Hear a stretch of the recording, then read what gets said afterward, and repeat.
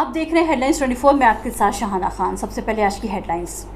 Supreme court ने केंद्र और राज्य सरकारों पर फिर उठाए सवाल। पूछा, किसानों के धरने के चलते सड़कें अब तक बंद क्यों हैं।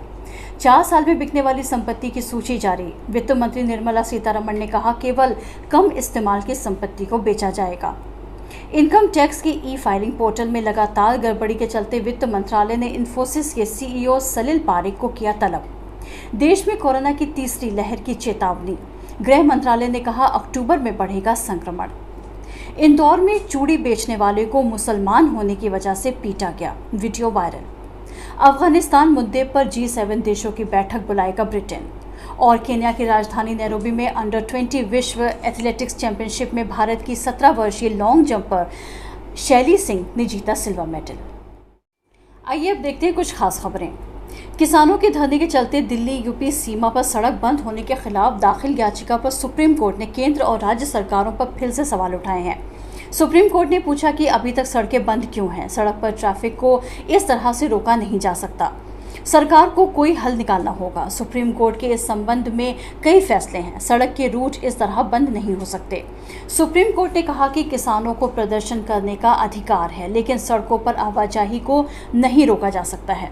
इसके साथ ही अदालत ने केंद्र और यूपी सरकार को 2 हफ्ते में हल निकालने को कहा है। सुप्रीम कोर्ट ने कहा कि केंद्र और राज्य सरकारें आपस में सहयोग करें ताकि आम लोग परेशान ना हो। केंद्रीय वित्त मंत्री निर्मला सीतारमण ने सोमवार को नेशनल मोनेटाइजेशन पाइपलाइन प्लान का अनावरण किया।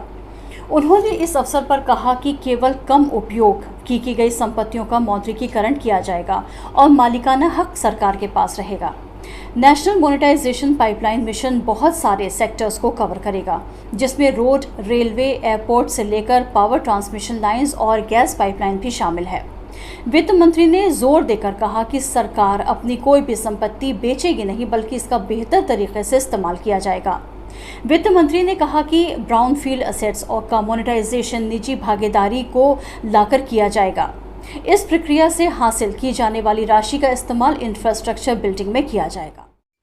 राज्य मुख्यालय मान्यता प्राप्त पत्रकार नसीमुल्लाह खान के निधन पर न्यूज़ ब्रॉडकास्टर्स गिल्ड ने शोक व्यक्त किया है। नसीमुल्लाह खान जी विगत कुछ दिनों से बीमार थे और नोएडा के एक अस्पताल में उनका इलाज चल रहा था। सोमवार तड़के उनका निधन हो गया। अंतिम संस्कार उनके पैतृक आवास जगदीशपुर जिला सुल्तानपुर में होगा। न्यूज़ ब्रॉडकास्टर्स गिल्ड के मुजीबुर रहमान सिद्दीकी, अनवर आलम, जफुल हसन सिद्दीकी, राघवेंद्र सिंह चंदेल, आलोक मणि त्रिपाठी, तारिक सलीम, शाहाना खान, मोहम्मद इमरान खान, चंदन मणि त्रिपाठी, पंकज श्रीवास्तव, अजमतुल्लाह खान, धीरेन्द्र जायसवाल, सुहेल अनवर, RK श्रीवास्तव, धर्मेंद्र सिंह, सीमा मौर्य, मिर्जा मुश्ताक बेग, SK जौहरी ने उनके निधन पर दुख जताते हुए शोक संतप्त परिवार के प्रति संवेदना व्यक्त की है। मध्य प्रदेश की व्यावसायिक राजधानी इंदौर में चूड़ी बेचने वाले एक मुसलमान शख्स को कथित तौर पर मजहब की वजह से पीटा गया और धमकी दी गई कि चूड़ी बेचने हिंदुओं के इलाके में ना आया करे। रविवार को देर शाम सोशल मीडिया पर वायरल हुए इस वीडियो में मौजूद शख्स का नाम तस्लीम है और वो उत्तर प्रदेश के हरदोई का रहने वाला है। वो चूड़ियां बेचने के लिए इंदौर आता जाता रहता था। इंदौर पुलिस ने रविवार देर रात इस घटना पर मामला दर्ज कर लिया। उसी वीडियो में तस्लीम को ये कहते हुए धमकी दी जा रही है कि आज के बाद किसी भी हिंदू क्षेत्र में मत दिख जाना। पुलिस ने अपनी FIR में लिखा है कि तस्लीम अली जब गोविंद नगर थाना बाणगंगा क्षेत्र में चूड़ियां बेचने गया तो 5-6 लोग आए और उसका नाम पूछा, और जब उसने अपना नाम बताया तो लोगों ने उसे मारना शुरू कर दिया। उन लोगों ने तस्लीम के पास मौजूद 10,000 रुपये नकद और मोबाइल फ़ोन भी छीन लिया। इसके साथ ही उसका आधार कार्ड और अन्य दस्तावेज भी ले गए। साथ ही लगभग 25,000 रुपये का माल, जिसमें चूड़ियां शामिल थी, लूट लिया गया। FIR के मुताबिक तस्लीम को मजहब के आधार पर गालियां दी गई और उसे पीटा गया।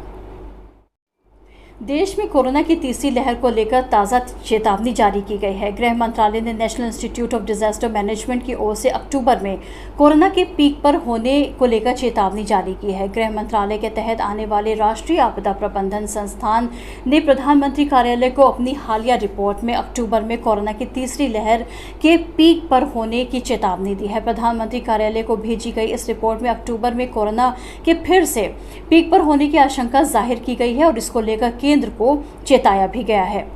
वहीं दूसरी तरफ IIT कानपुर ने तीसरी लहर से इनकार किया है।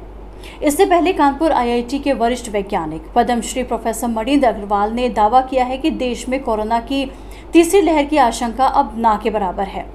इसकी मुख्य वजह यह है कि बड़ी संख्या में वैक्सीनेशन होना बताया है। महामारी को लेकर नई स्टडी प्रोफेसर अग्रवाल ने गणितीय सूत्र मॉडल के आधार पर जारी की है। इसके मुताबिक संक्रमण अब लगातार कम होगा। आईआईटी की स्टडी के मुताबिक देश में कोरोना के एक्टिव केस अक्टूबर तक 15,000 के करीब रहेंगे।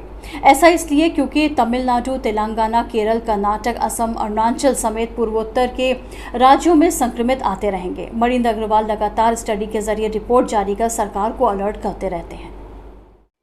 ब्रिटेन के प्रधानमंत्री बोरिस जॉनसन ने कहा है कि वो अफगानिस्तान की स्थिति पर तत्काल बातचीत के लिए मंगलवार को 7 देशों के समूह G7 के नेताओं की एक बैठक बुलाएंगे। इस बीच एएनआई के मुताबिक जॉनसन ने रविवार को संयुक्त राष्ट्र महासचिव एंटोनियो गुटेरेस के साथ टेलीफोन पर अफगानिस्तान के हालात पर बातचीत की। उन्होंने इस बात पर जोर दिया कि संयुक्त राष्ट्र को अफगानिस्तान में मानवीय मदद और उसके भविष्य को लेकर अंतर्राष्ट्रीय वार्ताओं में मुख्य भूमिका निभानी चाहिए। जॉनसन ने ट्विटर पर पोस्ट किए गए एक बयान में कहा कि यह महत्वपूर्ण है कि अंतर्राष्ट्रीय समुदाय लोगों को सुरक्षित निकालना सुनिश्चित करने, मानवीय संकट को रोकने और पिछले 20 वर्षों की मेहनत को सुरक्षित करने के लिए अफगान लोगों का समर्थन करने के लिए मिलकर काम करें। समाचार एजेंसी प्रेस ट्रस्ट के मुताबिक वाशिंगटन में व्हाइट हाउस की प्रेस सचिव जेन साकी ने कहा कि G7 की बैठक में अमेरिकी राष्ट्रपति जो बाइडेन भी वीडियो कॉन्फ्रेंसिंग के जरिए शिरकत करेंगे। ब्रिटेन इस साल G7 देशों की अध्यक्षता कर रहा है। इस समूह में Canada, France, Germany, Italy, Japan और अमेरिका शामिल है। गौरतलब है कि 2 दशक बाद अमेरिकी सेना के देश से वापसी के बीच तालिबान ने राजधानी काबुल समेत अफगानिस्तान के सभी प्रमुख कस्बों और शहरों पर कब्जा कर लिया।